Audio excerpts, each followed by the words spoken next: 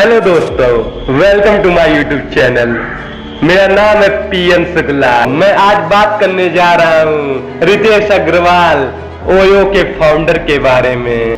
क्या आप यह विश्वास कर सकते हैं कि ऐसी उम्र जब हम और आप खुद को पूरी जिंदगी के लिए तैयार करते हैं, या जब हम सब कड़ाके की ठंड में रजाई में दुबके रहते हैं, और जब बरसात के दिनों में नम हवा अलसाकार हमारे दिमाग पर नशे की तरह छा रही होती है। जीवन के ऐसे नाजुक पड़ाव पर किसी युवा ने आंखों में स्वयं कुछ बड़ा करने के सपने लिए रोज 16 घंटे काम कर 360 करोड़ से भी ज्यादा की कंपनी की नींव रख दी। ऐसा कर दिखाया है उड़ीसा के रितेश अग्रवाल ने, जिन्होंने 20 वर्ष की उम्र में ओयो रूम्स नाम की कंपनी की शुरुआत कर बड़े बड़े धुरंधरों, उद्यमियों और निवेशकों को भी आश्चर्यचकित कर दिया।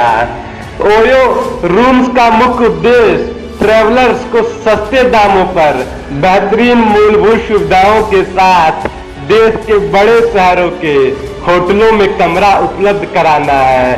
व्यक्तिगत तौर पर रितेश सामान्य बुद्धि वाले युवा ही हैं, देखने में पतले, लंबे और बिखरे बालों वाले, बिल्कुल किसी कॉलेज के आम विद्यार्थी की तरह। लेकिन कभी कभी सामान से दिखने वाले लोग भी ऐसे काम कर जाते हैं जिसकी आपको उम्मीद नहीं होती।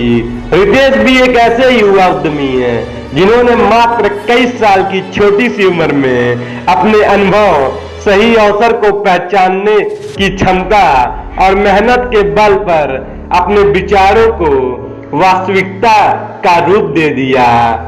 रितेश अग्रवाल ने बिजनेस के बारे में सोचने और समझने का काम कम उम्र में ही शुरू कर दिया था दोस्तों। इससे सबसे बड़ी भूमिका उनके पारिवारिक पृष्ठभूमि की थी।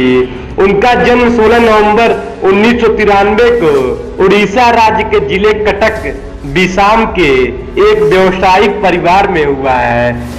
12वीं तक की पढ़ाई उन्होंने जिले के ही स्कार्ड हार्ट स्कूल में की। इसके बाद उनकी इच्छा आईआईटी में दाखिले की हुई, जिसकी तैयारी करने के लिए वे राजस्थान के कोटा चले गए। कोटा में उनके बस 2 ही काम थे, एक पढ़ना और दूसरा जब भी अवकाश मिले खूब ट्रेवल करना। यही से उनकी रुचि ट्रेवलिंग में बढ़ने लगी। कोटा में ही उन्होंने एक किताब लिख दी, Indian engineering college, a complete encyclopaedia of top 100 engineering college. और जैसा कि पुस्तक के नाम से ही लग रहा है, यह पुस्तक देश के 100 सबसे प्रतिष्ठित इंजीनियरिंग कॉलेजों के बारे में थी। इस किताब को देश की सबसे प्रसिद्ध ई-कॉमर्स साइट फ्लिपकार्ट पर बहुत पसंद किया गया। 16 वर्ष की उम्र में उनका चुनाव मुंबई स्थित Tata institute of fundamental research TIRF में आयोजित एशियन साइंस कैंप के लिए किया गया। यह कैंप एक वार्षिक संवाद मंच है जहां एशियाई मूल के छात्र शामिल किसी क्षेत्र विशेष की समस्याओं पर विचार विमर्श कर विज्ञान और तकनीक की मदद से उसका हल ढूंढा करते थे। यहाँ भी वे छुट्टी के दिनों में खूब ट्रैवलर किया करते थे और ठहरने के लिए सस्ते दामों पर उपलब्ध होटल का प्रयोग करते थे। पहले से ही रितेश की रुचि बिजनेस में बहुत थी और इस क्षेत्र में वे कुछ करना चाहते थे, लेकिन बिजनेस किस चीज का किया जाए इस बात को लेकर वे स्पष्ट नहीं थे। कई बार वे कोटा से ट्रेन पकड़ दिल्ली आ जाया करते थे और मुंबई की तरह सस्ते होटल्स में रुकते थे ताकि दिल्ली में होने वाले युवा उद्यमियों के आयोजनों और सम्मेलनों में शामिल होकर नए युवा उद्यमियों और स्टार्टअप फाउंडर से मिल सके। कई बार शामिल होने का रजिस्ट्रेशन शुल्क इतना ज्यादा होता है कि उनके लिए उसे दे पाना मुश्किल हो जाता है दोस्तों। इसलिए कभी कभी वह इन आयोजनों में चोरी चुपके जा बैठते थे। यही वो वक्त था जब उन्होंने ट्रैवलिंग के दौरान ठहरने के लिए प्रयोग किए गए सस्ते होटल्स के बुरे अनुभवों को अपने बिजनेस का रूप देने की सोची। वर्ष 2012 में उन्होंने अपने पहले स्टार्टअप ऑर्वेल स्टेज की शुरुआत की। इस कंपनी का उद्देश्य ट्रैवल्स को छोटी या मध्य अवधि के लिए कम दामों पर कमरों को उपलब्ध करवाना था, जिसे कोई भी आसानी से ऑनलाइन आरक्षित कर सकता था। कंपनी के शुरू होने के कुछ ही महीनों के अंदर उन्हें नए स्टार्टअप्स में निवेश करने वाली कंपनी वेंचर नर्सरी से 30 लाख का फंड भी प्राप्त हो गया। अब रितेश के पास अपनी कंपनी को आगे बढ़ाने के लिए पर्याप्त पैसे हो गए थे। उसी समय अंतराल में उन्होंने अपने इस बिजनेस आइडिया को थिल फेलोशिप, जो कि पेपल कंपनी के सह संस्थापक पीटर थिल के थिल फाउंडेशन द्वारा आयोजित एक वैश्विक प्रतियोगिता है के समक्ष रखा। सौभाग्यवश वे इस प्रतियोगिता में 10वां स्थान प्राप्त करने में सफल हो गए और उन्हें फेलोशिप के रूप में लगभग 66 लाख की धनराशि प्राप्त हुई। बहुत ही कम समय में उनके नए स्टार्टअप को मिली इन सफलताओं से वे काफी उत्साहित हुए और वे अपने स्टार्टअप पर और बारीकी और सावधानी से काम करने लगे। लेकिन पता नहीं तो उनका ये बिजनेस मॉडल अपेक्षित लाभ देने में असफल रहा और ओरावेल स्टेज धीरे धीरे घाटे में चला गया। वे परिस्थिति को जितना सुधारने का प्रयास करते, स्थिति और खराब होती जाती और अंत में उन्हें इस कंपनी को अस्थायी रूप से बंद करना पड़ा। रितेश अपने स्टार्टअप के असफल होने से निराश नहीं हुए और उन्होंने दोबारा स्वयं अपनाई गई योजना पर विचार करने की सोची ताकि इसकी कमियों को दूर किया जा सके। इससे उन्हें यह अनुभव हुआ कि भारत में सस्ते होटल्स में कमरे मिलना या ना मिलना कोई समस्या नहीं है, दरअसल कमी है। होटल्स का कम पैसे में बेहतरीन मूलभूत सुविधाओं को प्रदान न कर पाना। विचार करते हुए उन्हें अपनी यात्राओं के दौरान बजट होटल्स में ठहरने के उन अनुभवों को भी याद किया जब उन्हें कभी कभी बहुत ज्यादा पैसे देने के बाद भी गंदे और बदबूदार कमरे मिलते थे और कभी कभी कम पैसों में ही आरामदायक और सुविधापूर्ण कमरे मिल जाते। इन्हीं बातों ने उन्हें फिर से प्रेरित कर दिया। वे पुनः ऑरवेल स्टेज में नए बदलाव करें एवं ट्रेवल्स की सुविधाओं को ध्यान में रख उसे नए रूप में प्रस्तुत करें। और फिर क्या था, वर्ष 2013 में फिर ओरावेल लॉन्च हुआ, लेकिन इस बार बिल्कुल नए नाम और मकसद के साथ लॉन्च हुआ। अब ओरावेल का नाम ओयो रूम्स रखा गया, जिसका मतलब होता है आपके अपने कमरे।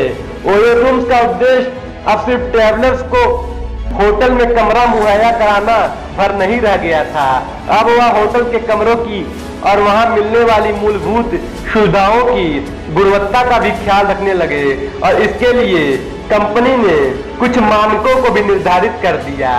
अब जो भी होटल ओयो रूम्स के साथ जुड़ अपनी सेवाएं देना चाहते थे, उसे सबसे पहले कंपनी से संपर्क करना होता था।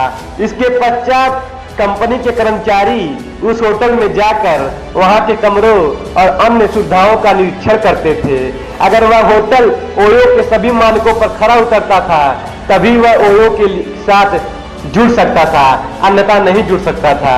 इस बार रितेश पहले की गलतियों को दोहराना नहीं चाहते थे, इसलिए उन्होंने एक बिजनेस फर्म 70mm के CEO भावना अग्रवाल से मिल बिजनेस की बारीकियों को बेहतरीन ढंग से जानने का प्रयास किया। इन सलाहों ने आगे चलकर उन्हें कंपनी के लिए अच्छे निर्णय लेने में काफी मदद की। प्रारंभ में ओयो रूम को लगातार ग्राहक मिलते रहे, इसलिए उन्होंने लगभग दर्जन भर होटलों के साथ समझौता कर लिया।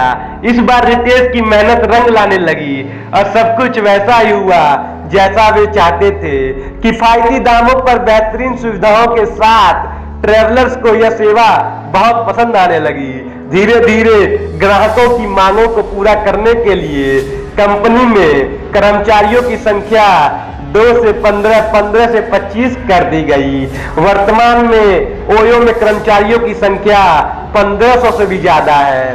कंपनी के स्थापित होने के 1 वर्ष बाद 2014 में ही 2 बड़ी कंपनियों लाइट स्पीड वेंचर पार्टनर्स एवं DSG कंज्यूमर पार्टनर्स ने ओयो रूम्स में 4 करोड़ रुपए का निवेश कर दिया।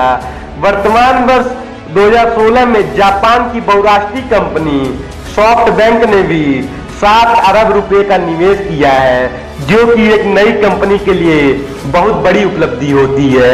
वह बात जिसने रितेश अग्रवाल को, कंपनी को और आगे बढ़ने के लिए प्रेरित किया है, वह है हर महीने ग्राहकों द्वारा 1 करोड़ रुपए से भी ज्यादा की जाने वाली बुकिंग। आज मात्र 2 वर्षों में ओयो रूम्स 15,000 से भी ज्यादा होटलों की श्रृंखला 10 लाख कमरों के साथ देश की सबसे बड़ी आरामदेह एवं सस्ते दामों पर लोगों को कमरा उपलब्ध कराने वाली कंपनी बन चुकी है। रितेश अग्रवाल की यह कंपनी भारत के शीर्ष स्टार्टअप कंपनियों में से एक है। इसी वर्ष कंपनी ने मलेशिया में भी अपनी सेवाएं देना प्रारंभ कर दिया है और आने वाले समय में अन्य देशों में भी अपनी पहुंच बनाने जा रही है। 2 जुलाई 2016 को प्रतिष्ठित अंतर्राष्ट्रीय मैगजीन जेंटलमैन्स क्वार्टरली ने रितेश अग्रवाल को 50 most influential young Indian innovators की सूची में शामिल किया है। इस सूची में उन युवा इनोवेटर्स को शामिल किया जाता है जो अपनी नई सोच व विचारों से लोगों की जिंदगी को आसान बनाते हैं। आज ओयो रूम्स पूरे भारत की सबसे ज्यादा बुकिंग होने वाली होटल रूम्स बन चुकी है। आशा करता हूँ आपको हमारी वीडियो पसंद आई होगी। अगर पसंद आई हो तो प्लीज मेरे चैनल को सब्सक्राइब करें और अब वीडियो को लाइक एंड शेयर करना ना भूलें।